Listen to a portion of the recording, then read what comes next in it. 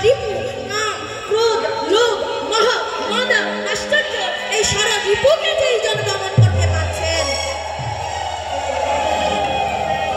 যেইজন ষড়রিপুকে দমন করতে পারছেন, ষড়রিপু দমন করে যেজন মায়ের চরণে ভক্তিখানা নিবেদন করছে, মা কেবল তাকে কুলে তুলে নিচ্ছে। আর ওই পাঁঠাবলির বিধান দিয়ে যারা মায়ের নামে নিজের সেবা করছে, বলছে হাতে একখানা খড়গ রয়েছে, এক হাতে করছে আশীর্বাদ, এক হাতে ধরে রেখেছেন খড়গ। যদি ভক্তির পথে আসতে পারিস, বলছে আশীর্বাদটা একাকি চলে যাবে, আর ভক্তির নামে যদি ভণ্ডামি করতে আসিস, বলছে খড়গটা রয়েছে।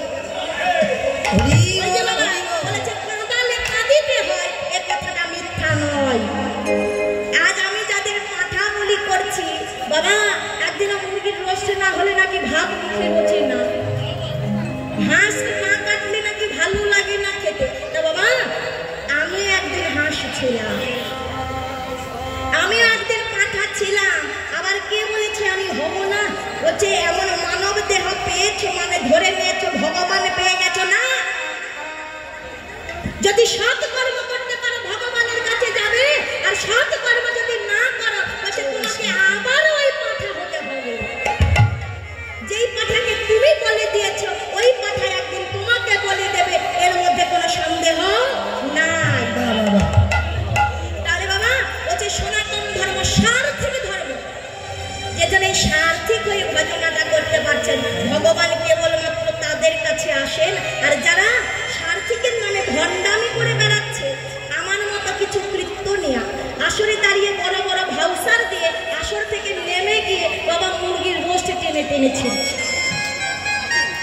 যেই দাঁত দিয়ে যেই মুখ দিয়ে মুরগির রোস্ট ভিতরে যায়, ওই মুখের কীর্তন শোনা, বলছে ও কীর্তন শোনাও পা। আমার মধ্যে যদি কিছুটা ভক্তি থাকে, তার বদলে কীর্তন শুনলে বলছে 3 মাসের জন্য ভক্তি নষ্ট হয়ে যায়। তাহলে বাবা কীর্তনিয়াদের যে আপনারা আনবেন, আগে ভালো করে যাচাই করে দেখুন তারা বড় বড় আসরে ভাউসার দিচ্ছে পিছনে কি করছে। আগে জানতে হবে। আমার কমিটিদের সকলের উদ্দেশ্যে আমার নিবেদন, শুধু কীর্তনিয়া আনলেই হবে না, আমি আমার ক্ষেত্রেও বলছি, আগে দেখুন তারা কি করছে।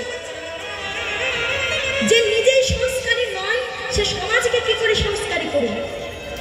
যে নিজেই সার্থিক নয়, সে সমাজকে কি করে সার্থিক করবে? যে নিজেই ভজনীয় নয়, সে ভজনটা শেখাবে কি করে? বলছে হবে না, আগে নিজে সার্থিক হও। ভগবান আমার নিজে আচরণ করে জীব শিক্ষা দিলেন, তাহলে তিনি তো ভগবান কি প্রয়োজন করেছিল নিজে আচরণ করবার? কি করেছিল ধুলার মাঝে গড়া করে দিবার? কি করেছিল সার্থিক আহার করবার? ভগবান আচরণ করে শিখালেন, তাহলে শিখাতে এসেছি আমরা। আমার চাইতে এখানে কোটে আমার গুরুকে শিক্ষা দেবে এমনও অনেক ভক্ত এই আসরে বসে রয়েছে। আমার গুরুর গুরুকে শিক্ষা দেবে এমনও অনেক ভক্ত এই আসরে বসে রয়েছে। তাহলে তাদের সামনে আমরা কীর্তন পরিবেশন করছি, আমরা নিজে যদি সার্থিক না হই। আজ আমার ভারী দুঃখ, কীর্তন বাংলাদেশে এমন হয়ে গেছে শুধু ব্যবসা। 2 টাকা নেবার জন্য তারা শুধু ব্যবসা করে যাচ্ছে, নিজে কোনো ধর্ম করে না, নিজে কোনো ভজন করে না, শুধু ব্যবসার জন্য বড় বড় ভাউসার দিয়ে আসর থেকে নেমে চলে যায়। আমি সকলের উদ্দেশ্যে বলবো, কীর্তনিয়া ছোট আনো, কীর্তন করতে নাও পারুক, একটু কম পারুক, তারপরেও সার্থিক একজন কীর্তনিয়া কেন? কীর্তন করতে কিছুটা কম পারুক, কিন্তু তারপরেও একজন ভজন করে সেই যোগ্য ব্যক্তিকে আনুন আসরে, যারা কথা শুনলে মনের মাঝে প্রেমের উদয় হবে, যারা মুখ দেখলে মনের মাঝে ভক্তির উদয় হবে, এমন কাউকে নিয়ে আসুন। যারা আসর থেকে নেমে মাংসের রোস্ট চাপায়, বলছে এমন কীর্তনিয়াকে আসরে তোলা যাবে না। তাহলে বাবা বলছে তুলসীর মালাটা এটা কোনো লজ্জা নয়। আমি সকলের উদ্দেশ্যে বলছি, কেউ যদি মনে করে তুলসী মালা কেনার জন্য আমার কাছে টাকা নেই, যাদের গলাতে তুলসীর মালা নেই, বর্তমানে কণ্ঠে তুলসীর মালা থাকে না, সেই হাতে জল গ্রহণ করা হচ্ছে মুদ্রা সমতুল্য।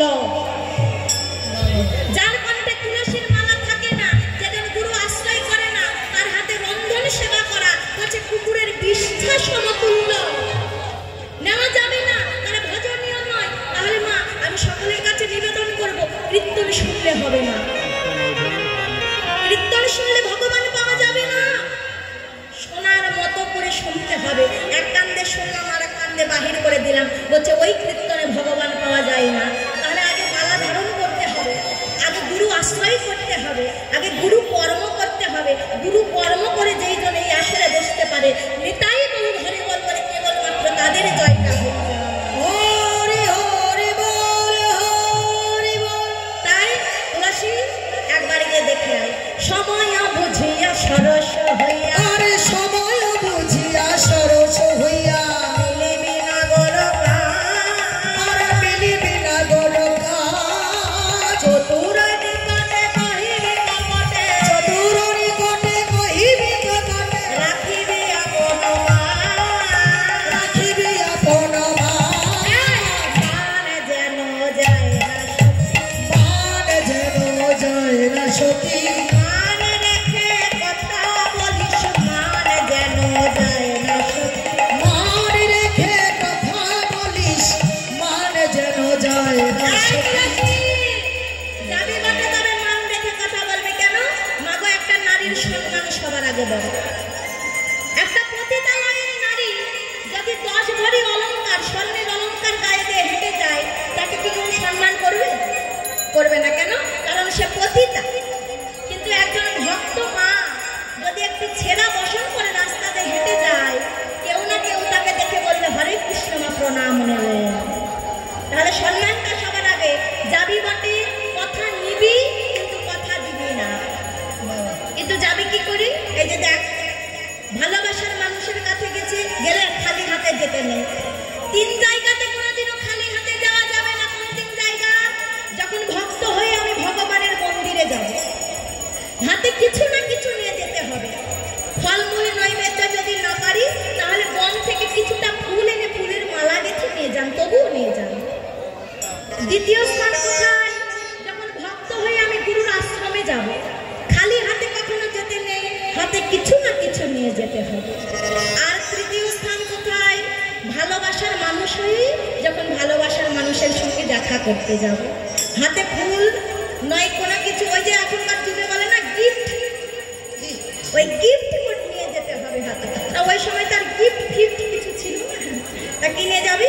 এই যে মালাখানা, বাবা, এই যে মালাখানা দেখছিস, এই মালাখানা আমার বধূর উদ্দেশ্যে আমি গেঁথেছি বিনি সুতোর গাঁথা মালা। বাবা, অনুরাগের সুতাটা এত প্রকারও ছিল যে জাগতিক জগতের সুতোর আর প্রয়োজন হতো না। তাই কর্পূর মিশ্রিত তাম্বুল আর বিনি সুতোর মালাটা জানিয়ে যায়। থমকি থমকি চলি যায়, চলি যায়, যাই যাই গো, থমকি থমকি চলি যায়, চলে যায় যায় যায় গো, থমকি থমকি চলে যায়, থমকে থমকে চলে যায়। আরে নয়নে বারে বারে রাধা পানে চায়, আর নয়নে বারে বারে রাধা পানে চায়, আরে নয়নে বারে বারে রাধা পানে চায়, থমকি থমকি চলি যায়, যাই যাই যাই গো, থমকি থমকি চলে যায়। বলেছে বনের মাঝে প্রবেশ করেছে, বাবা সর্বত্র খুঁজে বেড়ায় কিন্তু দেখা পায় না। ওই যে বলেছে, ভক্তের ভক্তি যতটা ঊর্ধ্বগামী, আমি ভগবান আর করুণা ততটা নিম্নগামী। ভক্তি ঊর্ধ্বগামী হবে, করুণা নিম্নগামী হবে। ভক্তি আর করুণাতে যেই দিন লয় হয়ে যাবে, নিতাই গৌর হরি বল বলে, সেই দিন হবে ভক্ত ভগবানের মধুর মিলন। হরি বল, হরি বল, হরি বল। তাই তুলসী দুটি নয়নের জন্মে ডাকতে লেগেছে, দেখা দাও,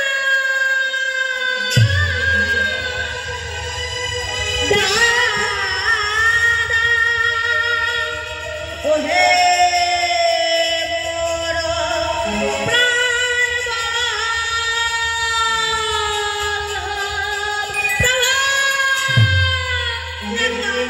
একবার কৃপা করে করুণা করে দেখা দিয়ে এই দাসের প্রাণখানা শীতল করে দাও। ভগবান স্মরণ করে দিচ্ছে তুলসী, সর্বত্র খুঁজেছ কিন্তু একটা জায়গা খোঁজনি। কোথায়? রাধাকুণ্ড এবং শ্যামকুণ্ডের মাঝখানে একটি তীর রয়েছে, যাকে বলা হয় সরস্বতী। সেখানে এসে দেখা খানা একাকি পেয়ে যাবে। তাই তুলসী চলে যাচ্ছে, চরণে নুপুরখানা বাজিছে, নাগরী সহচরী সহচরী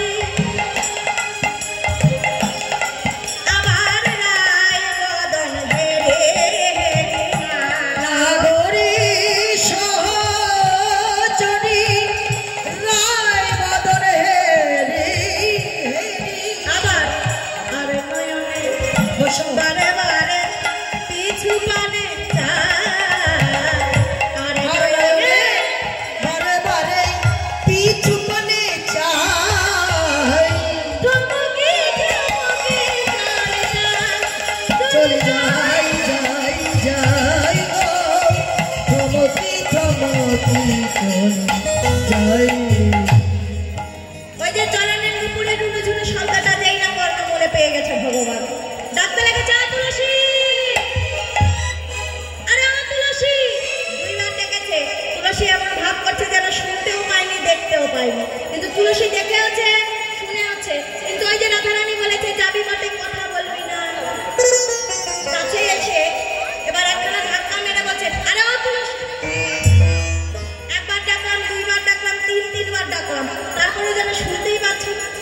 তুলসী এই বনের মাঝে এই সময় কেন এসেছে? কি প্রয়োজন এই বনেতে? কেন স্মরণ করলে আমরা? বাবা, আমরা অনেকেই ভাবি যে আমরা ভগবানকে স্মরণ করি, বলছে না। ভক্তি শাস্ত্রে বলছে মায়ার সংসারে থেকে কোন জীব কোনদিনও ভগবানকে স্মরণ করতে পারে না। তাহলে এলাম কি করে বৃন্দাবনে? বলছে আজ এখানে উপস্থিত সকল ভক্তকে আমার ভগবান স্মরণ করেছিল বৃথায়। আমরা মায়া পরিত্যাগ করে এই বৃন্দাবনে আসতে পেরেছি।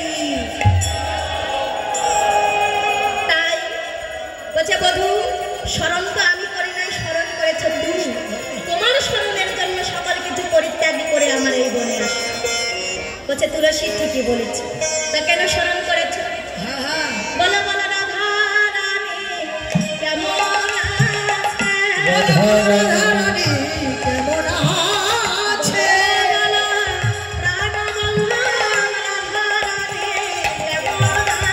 এবার বলো বলো প্রাণবল্লভ রাধারানী কেমন আছে? রাধা রানী কেমন আছে মানে? তোমার রাধা রানী কেমন আছে আমি কি করে জানবো? হ্যাঁ, তা জানো না বুঝি? দেখো তুলসী, তোমার অঙ্গ থেকে এখনো রাধা রানীর রঙের গন্ধটা পাওয়া যাচ্ছে। ওই যে বাবা মালাটা এনেছে, মালাটা তো নিজ হাতে গেঁথেছে, তা মালা থেকে রাধা রানীর রঙের গন্ধটা বেরিয়ে আসছে। তাই বলছে তুমি যে রাধা রানীর কাছ থেকে আসছো তা আমার বোঝা শেষ। তাই বলো বলো আমার রাধা রানী কেমন আছে? তার সঙ্গে সঙ্গে গিয়ে কি করেছি? মালাখানা। বলছে এত কিছু বলতে পারবো না, মালাখানা এবার পরিয়ে দিয়ে হরি বললাম, এই যে মালাখানা তোমার জন্য এনেছি। মালাটা পরিয়ে দিয়ে বলছে এবার মালাখানা দাও। হ্যাঁ, এই কি রে বাবা, মালাটা পরিয়ে দিলাম, পরিয়ে দেবার পরে আবার বলছো মালাটা দাও কেন? বলছে তোমার ওই যে পরা প্রসাদী মালাখানা যখন আমি আবার রাধারে বলা পরায়ে দেব, বোধ রাধারে যে কৃষ্ণ সঙ্গ পাওয়া হয়ে যাবে, তাই প্রসাদী মালাটা একবার দাও। বাবা কি করেছে? প্রসাদী মালাটা আবার ফিরিয়ে নিয়েছে। তাই বলছে হরি বল হরি বল।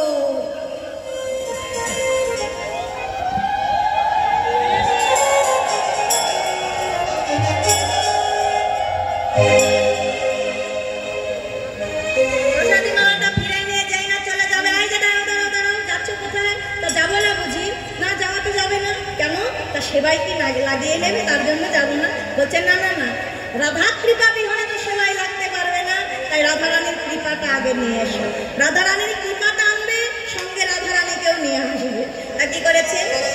তুলসী যাইয়া সব সমাচার কহে, তুলসী গাইয়া সবে সমাচার কহে, কুঞ্জমালা দিলে নমরায়ে, এবার কণ্ঠে কুঞ্জমালা দিলে ন পরায়ে, পরায়ে দিল পরায়ে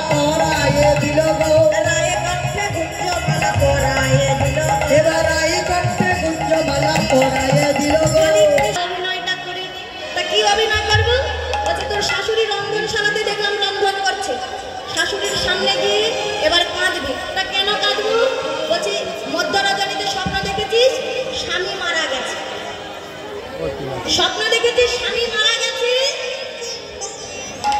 হাতের শাখা শীতের সিঁদুর সব ভেঙে গেছে। রাজনী বলে কেন? বলছে সূর্য পূজা করবে। বলবি সূর্য পূজা করতে হবে, যেমন যেমন বলেছে তেমন তেমন করছে।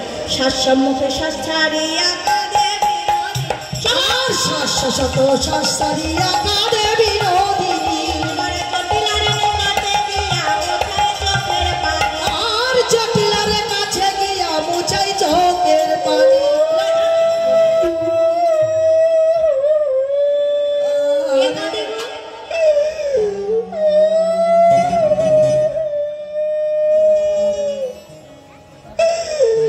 এদিকে কে কাঁদছে? হ্যাঁ? ও মা, ও বৌমা, ও বৌমা, বৌমা কাঁদছো কেন? কি হয়েছে? হ্যাঁ? এই, বলা আছে কি? স্বপ্ন দেখে আবার কেউ কাঁদে নাকি? হ্যাঁ? বৌমা, স্বপ্নে কি পাড়ার লোক কিছু বলেছে? বলেনি? তার মানে কুটিলার কিছু নিশ্চয়ই বলেছে, তাই না? বলেনি? তবে মা, আয়ান কিছু বলেছে? আয়ান? তাহলে আয় কোনামুখী বউ, কাঁদছিস কেন? জেনা মাথার কাপড় উঠিয়ে দিয়েছে, দেখো আমার সত্যি তো কাঁদছে বৌমা। কি ব্যাপার বৌমা, কাঁদছো কেন? আচ্ছা কি আর বলবো মা, ও আমার কপাল পুড়েছে। কি হয়েছে বাবা, কি হয়েছে? কি হয়েছে? এবার বলো না, বলো না, বলো শুনো। বলছে মা, বলে পতিত পতিত পতিত পতিকাল কবলে পতিত, কালে কবলে পতিত, পতিকাল কবলে পতিত, কালে কবলে পতিত,